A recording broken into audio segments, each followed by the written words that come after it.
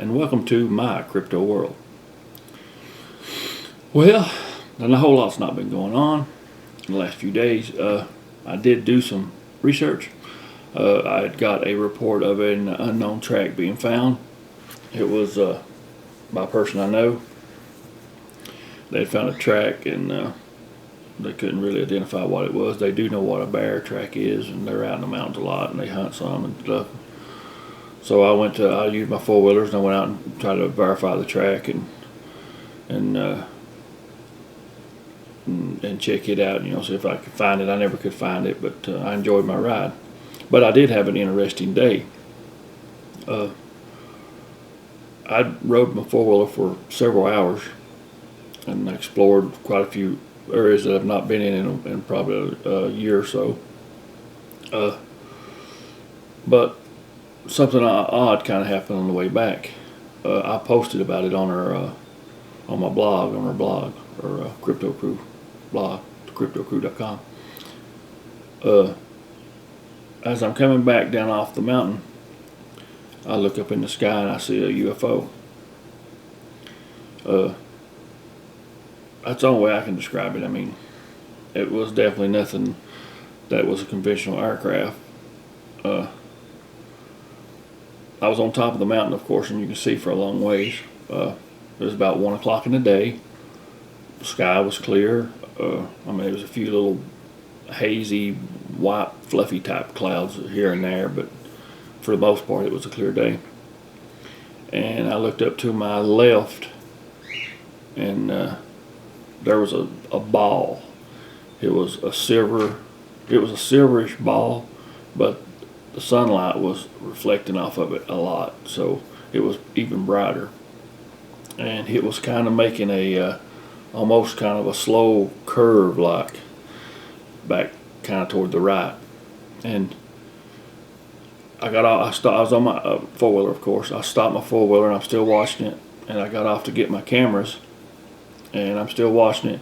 And as I go to get my cameras, the object, as it turns, it straightens up, and then it becomes translucent. You can see through it, and then it just goes totally invisible. I've seen it for about probably 5 to 8 seconds, maybe give or take a little bit more. It was kind of amazing. There was no wings on it. There was no sound.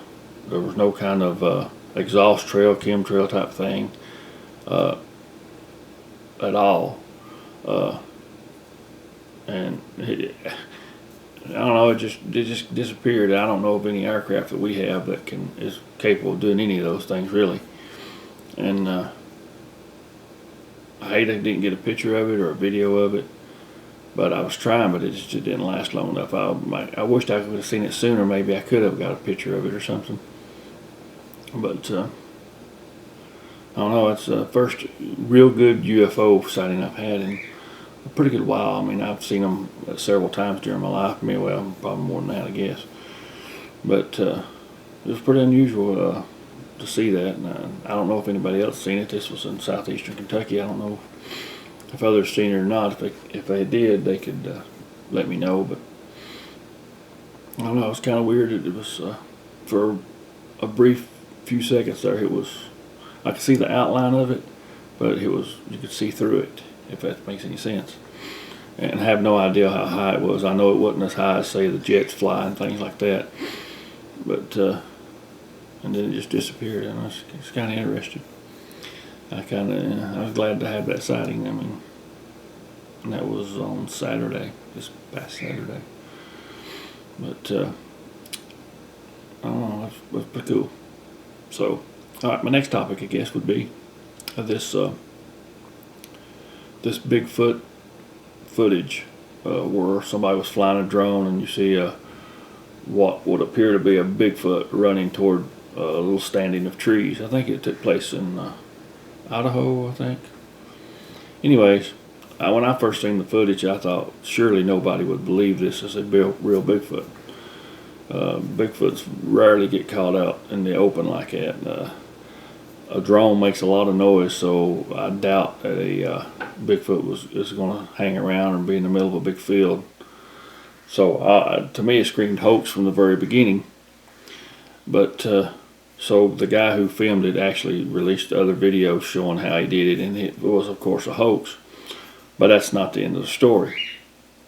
There's people who are convinced that the original video that the guy released was of a real Bigfoot, and that the other ones, that the later ones he released showing how he did the hoax, are fake just to discredit the original. But I just don't see it. But sometimes some of these people that's in the Bigfoot world, you don't have to convince them. Once you just show them something and say, well, that's a Bigfoot, it don't matter what you show later, they still gonna believe it's a Bigfoot. And I thought the footage I thought was just kind of laughable. I have a drone myself. I can't hardly fly it. I ain't no good at flying it. But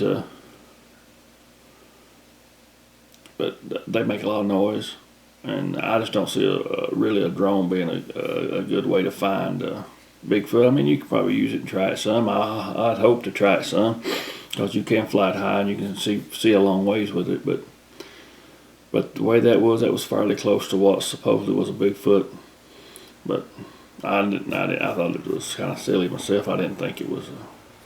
But I've seen silly videos like that, and people take them seriously, and I don't know. It's kind of makes a bad mark on the Bigfoot community and the whole idea of Bigfoot. Anyways, those silly videos, and that didn't I have people that's on my YouTube channel, if I try to debunk any of them, they get mad because I wasted time debunking it. I don't. It's a hard crowd, hard to please, I guess. But so what else is going on? We've got the little alligator, the boy that got eaten by the alligator down there. We didn't really get ate. He got drug in and drowned, I suppose. That was kind of bad. What I find funny, well, I won't say funny, what I find unusual about that is that when the gorilla incident happened in Cincinnati, a lot of people blame the parents for not watching the kid and all that stuff.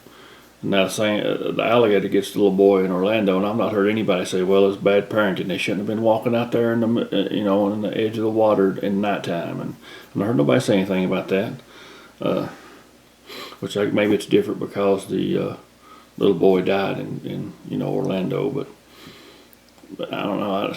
People are funny on some of that stuff, I guess. Sometimes just kids just get away from you, but if you're in Florida, you should know that there's alligators. That should be automatic for you. If you've ever looked at any brochure and thought about going vacationing there, I'm pretty sure there's something about alligators or a picture of alligators in the brochure. But it's still tragic. I hate it. I don't know what you can do about that. I guess you need to put up signs, but to me, if you know alligators are in the area, it just didn't seem like a smart thing to be out in the dark waiting in the edge of the water, especially with a two-year-old child. That's just dangerous. It's just not smart.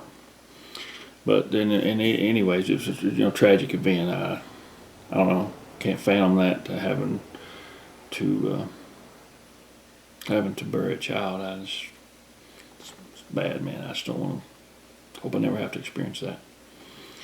So just like in the Cincinnati case, even though the little boy was didn't die, it was okay. Hearts go out to those parents in Orlando who had the child get attacked by the alligator. Really drowned, I guess. I was kind of surprised that the other alligator stuff didn't really, eat him, really, because that's kind of unusual, I guess. I know I won't use the names on this, but I know some people who are friends with somebody I know, and they had a plane crash, and the plane crashed in the Florida Everglades, and the alligators ate them all up. They just find parts.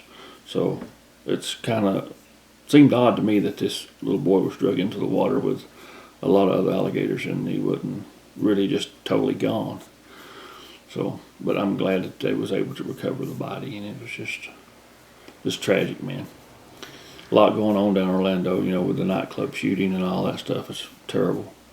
Regardless of how you feel about a person's sexual orientation or whatever, it's that's a tragic thing.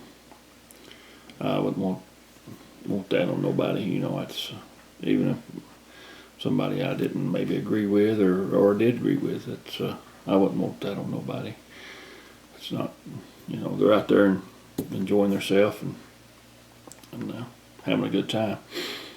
What's to say next time it's not a Christian group down at the Disney World or something, or somewhere eating or anything. So we want to heart goes out to all those people and families and friends and of the victims. It's terrible. We don't need that in the United States, that's for sure. We need to make safeguards to keep that kind of thing away from our children, away from our people. Just a different mindset. It's just a totally different mindset than most of us. In America, we can disagree and still not want to kill people. I don't know, just tragic. Heart goes out to everybody, and just bad. I don't know how I got off on all that, but I don't know. I guess it's just because it's current events or whatever.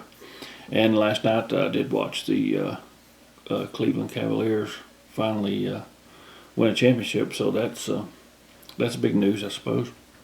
I know it's been like 52 years since they've won anything. So the city. So I watched that game. It was a good game. But LeBron was the MVP.